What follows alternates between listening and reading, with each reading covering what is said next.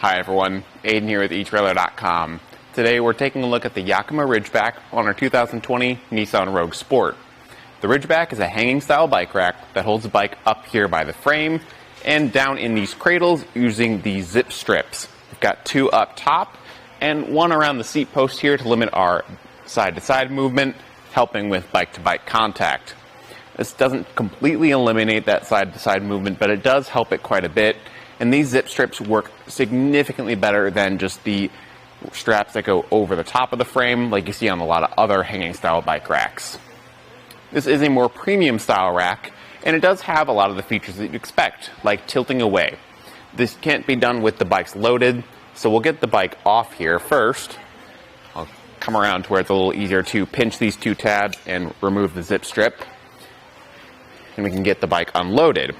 Now these do fully remove, so just keep your eye on them and make sure you don't lose them. You can pick up replacements if they're needed, but better to keep track of the ones you have. And we can lift the bike up and away once all those are removed. A couple things to keep in mind with the hanging style bike rack. We don't want to put a carbon frame bike up here because it can damage the frame. And with alternative frame bikes and kids bikes, we do need to pick up a bike adapter bar to ensure that it's fitting properly on the rack. Other than that, there's a total weight capacity of 150 pounds, or if you're carrying just a single bike on this innermost cradle, it can carry up to 40 pounds. I'll just replace these zip strips before we carry on, just so they are kept track of. And to tilt it away, we've got two levers, a black one in front and a gray one up top. The black one in front will tilt, and then we can gain access to the back of our vehicle. So if we need to get something out of the back, we can, or just gives us a place to sit and change our shoes before or after a ride. There's tons of room to do that. Just make sure you get the bikes unloaded first, because you can see with how far it tilts, they will hit the ground if we leave them on.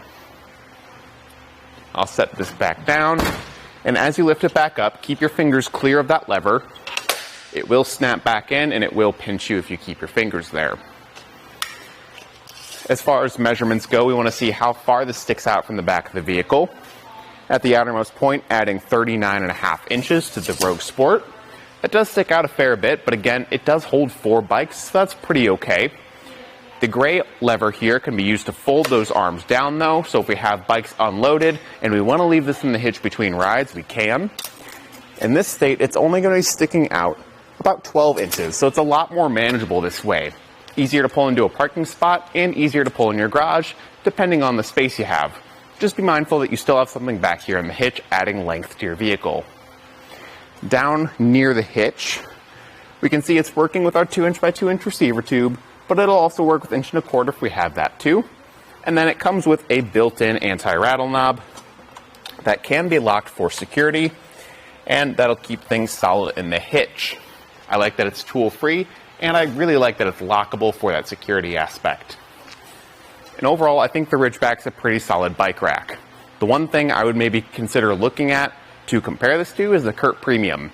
If you're looking at this for a family bike rack and you've got kids bikes, the Curt Premium is designed to work better with kids bikes right out of the box because those arms narrow together and will fit with a smaller kids bike frame a lot better. May not be perfect, but that is something worth looking into depending on your bike setup. Thanks for watching.